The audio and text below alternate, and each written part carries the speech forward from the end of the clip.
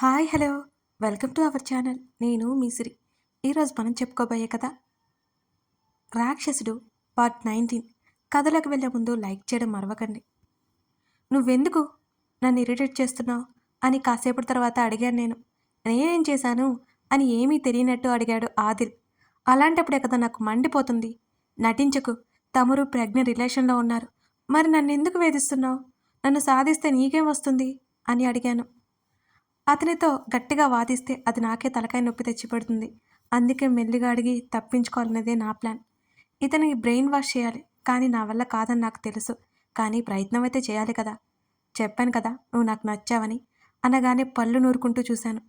పదే పదే అదే చెప్పి నన్ను విసిగించకు. మీ స్థాయికి మా స్థాయికి చాలా తేడా ఉంది. ప్రజ్ఞ నీకు కరెక్ట్ అని నేను అంటుంటే యూ జస్ట్ షడప్. నాకు ఎవరు కరెక్టో నాకు తెలుసు అని విసుక్కున్నాడు నన్ను. అయినా నేను జాబ్ మానేస్తున్నాను, ఆఫీస్కి రాను అన్నాను. అగ్రిమెంట్ మీద సైన్ చేశావు, రాక తప్పదు కదా అన్నాడు కన్నింగ్ స్మైల్ పడేస్తూ. అదొక విషయం గుర్తొచ్చి ఎలాగైనా కార్తీక్ని కన్విన్స్ చేసి జాబ్ మానేయాలి అనుకున్నాను. నేను బాగా ఫిక్స్ అయ్యాను. ఆ టైంలో కార్తీక్ మాత్రమే నాకు కాస్త హెల్ప్ చేయగలడు. అవేమీ తనతో చెప్పలేదు నేను. ఇతను గనక తెలిస్తే అది జరగదని, నా ప్లాన్ ఫ్లాప్ అవుతుందని నాకు తెలుసు. నువ్వు ఎంత ఏడిపిస్తున్నావో నీకు తెలియట్లేదు. అయినా నీలాంటి వాళ్ళని నేను పెళ్లి చేసుకోను అన్నాను. తిరిగి తిరిగి నన్నే పెళ్లి చేసుకోక తప్పదు కానీ అతను అంటుంటే మీ క్యాస్ట్ మా క్యాస్ట్ వేరు, నేను ఎలా పెళ్లి చేసుకోవాలి అని అడిగాను కోపంగా. నిజానికి నాకేమంత పట్టింపు లేదు, మా ఫ్యామిలీకి కూడా. కానీ ఇతని నుంచి తప్పించుకోవడానికి నాకు అదే మార్గం కనిపించింది. డబ్బు వగైరా వగైరా అంటే ఇతను వినడు. హమ్మయ్యా, ఇప్పుడు దారిలోకి వస్తాడనుకున్నాను. చంపుతా క్యాస్ట్ గురించి మాట్లాడావంటే అని నన్ను కొట్టేలా చూశాడు. మా ఇంట్లో ఇలాగే మాట్లాడతారు, మా వాళ్ళకి తెలియకుండా నేను పెళ్లి చేసుకోలేను అన్నాను గట్టిగా. ఏడ్చావులే, నువ్వు చేసుకోకపోయినా నేను చేసుకుంటానులే, పెళ్లి పీటల మీద ఉన్నా సరే ఎత్తుకెళ్ళిపోతాను అని అన్నాడు ఆదిల్. అమ్మ బాబోయ్, మా మమ్మీ చెప్పిన పెళ్లి సంబంధం గురించి ఇతనికి ఏమాత్రం చెప్పకూడదు అని మనసులో అనుకున్నాను. పొరపాటున నోరు జరితే ఇంకేం చేస్తాడో ఏమో. నిజంగానే నాకు కాస్ట్ ఫీలింగ్ ఉంది, అందుకే నేను చేసుకోను అని మళ్ళీ మళ్ళీ చెప్పాను. మా అమ్మీ హిందూ అనగానే ఆశ్చర్యంగా చూశాను అతని వైపు. మరి మీ మాటలు మీ నేమ్ అని అడిగాను ఆశ్చర్యంగా. మా డాడీ ముస్లిం అన్నాడు. అవునా అన్నట్టు కళ్ళు పెద్దవి చేసి చూశాను. అవును, బట్ వాళ్ళిద్దరు ఇప్పుడు కలిసి ఉండడం లేదు. అతను నాకు ఈ విషయాలు ఎందుకు చెప్తున్నాడో నాకు అర్థం కాలేదు. మౌనంగా అతని మాటలు వింటున్నాను. ఇక తర్వాత అక్కడితో ఆ టాపిక్ ఆపేశాడు. ఓహ్ అన్నాను నేను. ఓహ్ ఏంటి ఓహ్, నువ్వు అబ్జెక్షన్ చెప్పడానికి వీలు లేకుండా క్లారిటీ ఇచ్చాను అని అతను అనగానే కొరకొరా చూశాను. సరే ఇక్కడ తమరు దయచేయండి, మా ఇల్లు వచ్చేసింది అని నేను చెప్పగానే ఇంట్లోకి పిలవా నన్ను? నేను చూడు నిన్ను నిన్నటి నుంచి ఇంట్లోనే భరిస్తున్నాను అన్నాడు. తమరు మా బాస్ అయితే మర్యాద కోసం లోపలికి పిలిచేదాన్ని అన్నాను నేను. మరి ఇప్పుడు అంటూ కళ్ళు చిన్నగా చేసి చూశాడు ఆదిల్. రాక్షసుడు అని అరిచి మా ఇంట్లోకి పరిగెత్తాను నేను. తన ముఖంలో ఎక్స్ప్రెషన్ ఏంటో నాకే తెలియదు. నేను లోపలికి వెళ్ళి తలుపు మూసివేశాను. కిటికీ తెరిచి దొంగచాటుగా చూశాను. తను కనిపించలేదు. హమ్మయ్యా అనుకుని ఊపిరి పీల్చుకున్నాను. టైం చూస్తే 12 గంటలైంది. అమ్మో, గబగబా వెళ్ళి డ్రెస్ తీసుకొని బాత్రూంలోకి వెళ్ళాను. ఆ డ్రెస్ నా ఒంటి మీద నుంచి జారిపోతుంటే అది ఎలా వచ్చిందో తెలియక క్షణకాలం నాకు భయం వేసింది. కానీ ఏమి జరుగుండదని నాకు నేను సర్ది చెప్పుకున్నాను. ఫ్రెష్ అయ్యి బెడ్ మీద పడిపోయాను. నిద్రపట్టి చస్తే కదా నాకు.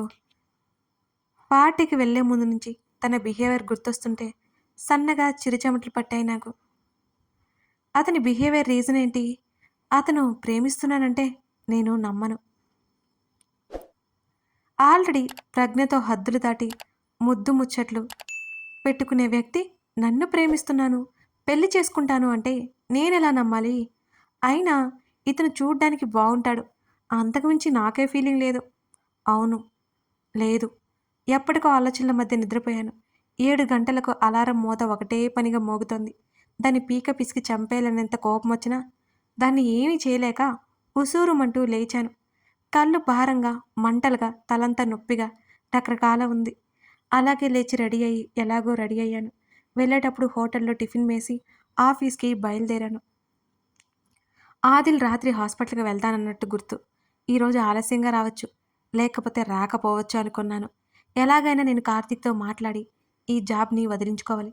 లేకపోతేనా వామ్మో! ఇతనిచ్చే షాకులకి ఇతన్ని తట్టుకోవడం మన వల్ల కాదు. నేను ఆఫీస్‌కి వెళ్ళగానే చందు, సూరజ్, నీతు ముగ్గురు తిట్ల దండకం మొదలుపెట్టారు. ఏం చేస్తానో ఏం చెప్పలేక ఊరుకుని నా క్యాబిన్‌కి ముఖం వేలాడదీసుకొనొచ్చాను. మధ్యాహ్నం క్యాంటీన్‌కి రమ్మని కేకలు వేసి మరీ చెప్పారు వాళ్ళు. కార్తీక్ కోసం చూశాను. కార్తీక్ ఇంకా రాలేదు. ఆ రోజు షెడ్యూల్ ప్రిపేర్ చేసి టైం చూస్తే 11 గంటలయింది. టేబుల్ మీద 2 చేతులు పెట్టుకొని చెంపా నుంచి కళ్ళు మూసుకున్నాను నేను. ఎలాగూ బాస్ రాలేదు కదా! నిద్ర ఎగురుకుంటూ ఎగురుకుంటూ నా మీద వచ్చి వాలింది. నా కొంప ముంచింది. గాఢ నిద్రలో ఉన్న నా తల మీద ఒక్కటి పడింది. ఉలిక్కిపడి లేచి కూర్చున్నాను నేను భయంగా. ఎదురుగా చేతులు కట్టుకొని సీరియస్‌గా చూస్తూ కనిపించాడు ఆదిల్ నన్ను. ఆ తేనె కళ్ళను మరింత చిన్నగా చేసుకొని చూస్తుంటే కాస్త కంగారేసింది నాకు. ఆఫీస్‌లోనేమో పరమ చెండ చాసునిలా ఉంటాడు. బయటేమో రోమియో వేషాలు వేస్తుంటాడు. నేను కంగారుగా చేతులు నలుముకుంటూ చూశాను అతని వైపు. "ఏం చేస్తున్నావు?" అని సీరియస్‌గా అడిగాడు ఆదిల్ నన్ను. ఆ కళ్ళు కాకులెత్తుకుపోయాయా? కోతులెత్తుకుపోయాయా? కనిపించడం లేదా? తమరి వల్లే కదా నాకీ గతి. నాకిష్టమైన నా నిద్ర కూడా నీ వల్ల కరువైపోతుంది. ఈ మాటలన్నీ అనాలనిపించింది కానీ, అనలేక మౌనంగా చూస్తున్నాను. అది, అది సార్ అని నేను భయపడుతూ నసుగుతుంటే, హఠాత్తుగా టేబుల్ దాటి నా వైపు వచ్చేశాడు. నేను కంగారుగా, ఉలిక్కిపాటుగా వెనక్కి సర్దుకున్నాను అతనలా రావడంతో. నా వెనకేముంది? దిక్కుమాలిన గోడ తప్ప ఎటు వెళ్ళడానికి ఛాన్స్ లేదాయె. నా చెంప మీద అతని చెయ్యి చేరగానే నా నేత్రాలు విప్పారాయి. "ఈరోజు ఆఫీస్‌కి లీవ్ తీసుకోవచ్చు కదా!" అంటూ నా కళ్ళల్లోకి చూస్తూ అత్యంత మృదువుగా చెప్తుంటే, అప్పటికే పెద్దవైన నా కళ్ళు ఇంకా పెద్దవవ్వలేక నొప్పులు పుట్టి చిన్నవైపోయినాయి. "ఓహో! నన్ను చూడకుండా ఉండలేక వచ్చేసావన్నమాట. Am I correct?" అంటూ కనుబొమ్మలెత్తి చూస్తూ సన్నగా నవ్వు విసిరాడు మహానుభావుడు. "తమరికంత సీన్ లేదు" అంటూ ఆవేశంతో బుసలు కొట్టాను. ఇంకా నా దగ్గరికి రాగానే గోడకి అతుక్కుపోయాను నేను. "ఏయ్! అబద్ధం చెప్పుకు. నాకు తెలుసులే" అని నా నడుము చుట్టూ చెయ్యేసి దగ్గరికి లాక్కోగానే భయపడి చచ్చిపోయాను నేను. "హెల్ప్" అని గట్టిగా అరిచాను. అతని చేతి స్పర్శకి భయంతో విపరీతంగా వణికిపోయాను నేను. టక్కున నా నోటి మీద చెయ్యి వేశాడు ఆదిల్. నేను గింజుకుంటుంటే కాస్త గట్టిగా పట్టుకుని, "ఈసారి నా లిప్స్‌తో నీ నోరు మూసేస్తా.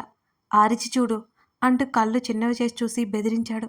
ఉక్రోషంగా, ఆవేశంగా, కోపంగా, అబ్బబ్బా! అసహనంగా కూడా ఇలా ఎలా పడితే అలా చూశాను అతని వైపు. కళ్ళు నొప్పులు తప్ప అతనిలో ఏమాత్రం చలనం లేదు. మెల్లిగా నా నోటి నుంచి చెయ్యి తీశాడు ఆదిల్.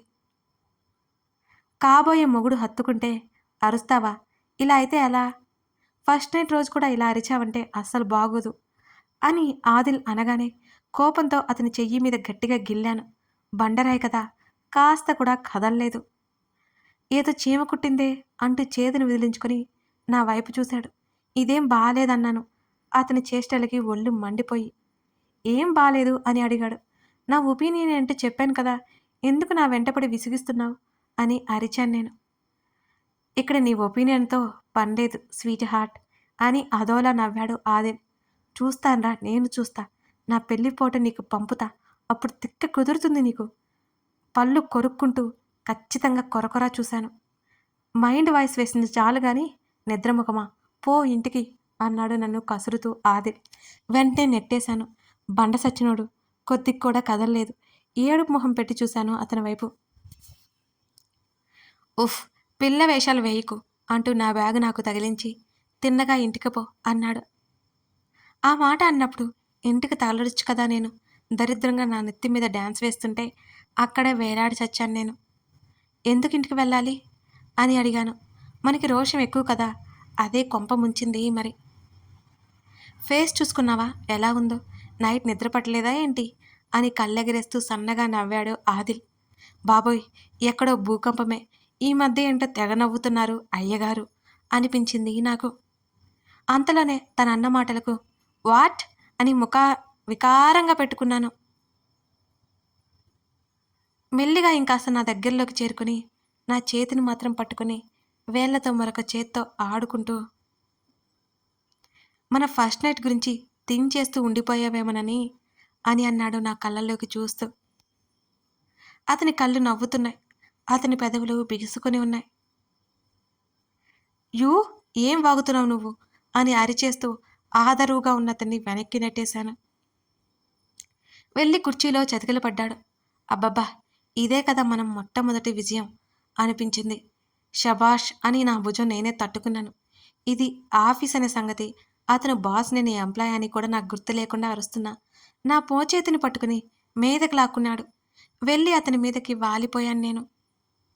హేయ్, అబద్ధం చెప్పుకో అని అడుగుతూ నా పెదవుల మీద తన మునివేళ్లతో తడమగానే ఒక్కసారిగా నా ఒళ్ళు జల్లుమంది. నా శరీరం వేవేల ప్రకంపనాలకు లోనైంది. గుటకలు మింగుతూ చూశాను అతని వైపు. నాకు అత్యంత సమీపంలోకి వచ్చిన మగవాడు ఇతనే. తాకనట్టు నన్ను ఉక్కిరిబిక్కిరి చేస్తున్నాడు. నాకు బాగా భయం వేసింది ఆ టైంలో. వదిలించుకుందామంటే వదలట్లేదు. తన చేతులు వదిలి చేయగానే గబుక్కున పైకి లేచాను నేను. నేనెంత అతని నుంచి దూరంగా పారిపోదామని ప్రయత్నించినా దరిద్రం నా నెత్తి మీద డిస్కో డ్యాన్స్ వేసి అతని చొక్కా గుండీకి నా జుట్టుని ఇరికించింది. ఆ నొప్పితో చిన్నగా కేక పెట్టి గబుక్కున అతని మీద పడ్డాను మళ్ళీ. ఆ క్రమంలో జరక్కూడనిది జరిగిపోయింది. మళ్ళీ నా ముద్దు తీసేసుకుంటున్నాడు ఈ రాక్షసుడు. కోడిగుడ్లంత చేసుకుని కళ్ళతో అతన్నే చూశాను నేను. ముద్దుకి మొహం వాచిపోయినట్టు నన్ను వదలట్లేదు. అతను నిజంగానే రాక్షసుడు. గట్టిగా అరవాలని ఉన్న నా పెదవులకి కాలి ఎక్కడ మరింత గాఢంగా ముద్దాడుతూనే ఉన్నాడు. అతడెంతకీ వదలకపోవడంతో గట్టిగా నా గొల్లతో అతడి మెడంతా రక్కేశాను. మండినట్టుంది. కాస్త చేతులు విడదీశాడు తప్పుడే నన్ను అసలు వదలలేదు. ఊపిరాడక అతని ఛాతీ మీద కొట్టడంతో వెనక్కి వదిలేశాడు. భారంగా ఊపిరి తీసుకున్నాను గుండెల మీద చేవేసి. కోపం, ఆవేశం, బాధ అన్నీ ఒకేసారి వచ్చాయి. చేతుల్లో ముఖం దాచుకుని కుర్చీలో గోలబడ్డాను. ఒక నిస్సహాయరాలిని అయిపోయిన ఫీలింగ్. అసలు ఎలా ఇతని నుంచి తప్పించుకోవాలో నాకేమాత్రం అర్థం కావడం లేదు. నా వెనుక నా అమ్మమ్మ తప్పితే ఎవరూ లేరు. బంధువులు లేరు. బలగము లేదు. ఆస్తి లేదు. పేరు లేదు. విపరీతమైన ఏడుపు వచ్చేసింది నాకు. వెక్కిళ్ళు పెట్టి ఏడ్చేశాను నేను. అతడు నా ముందు కింద కూర్చున్నాడు మోకాళ్ళ మీద. అదంతా తెలుస్తున్నా సరే నేను తల ఎత్తి చూడలేదు అతన్ని. అతను నా దృష్టిలో ఒక పోకిరి అంతే. అంతకుమించి ఎక్కువ గౌరవం ఇవ్వాలనిపించలేదు. ఇతని ప్రేమలో సిన్సియారిటీ ఉందా అంటే అది లేదు. ఒకవైపు మరో అమ్మాయిని ప్రేమిస్తూ నన్ను ఎలా అప్రోచ్ అవుతున్నాడో నాకు అర్థం కాలేదు. అంతేకాదు, బలవంతంగా ముద్దు పెట్టుకోవడం అదేదో గొప్ప పనిలా ఫీలింగు. మళ్ళీ నాది అసహనంతో వచ్చిన ఏడుపు. సోనా అని పిలవగానే కోపంగా చూశాను. అంతలోనే నా పేరు ఎలా తెలుసో అర్థం కాలేదు. మాట్లాడాలి నీతో అన్నాడు. ఇంకేం చేస్తావు? ఇంకెన్ని రకాలుగా నన్ను బాధపెడతావు? నువ్వు బాస్ అయితే నేను భయపడి నువ్వేం చేస్తే దానికి నేను ఓకే చెప్పాలా అని గట్టిగా అరిచాను. అదేదో వీక్ మూమెంట్లో కాస్త రూడ్గా బిహేవ్ చేశాను. నీతో చాలా చెప్పాలి అని అతను అంటుంటే గబుక్కున లేచి నా రిజిగ్నేషన్ మెయిల్ చేస్తాను.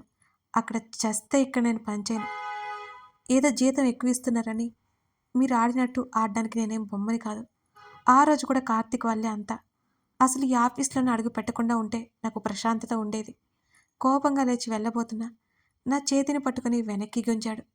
కాసేపు అలా కూర్చో, చాలా ముఖ్యమైన విషయాలు మాట్లాడాలి.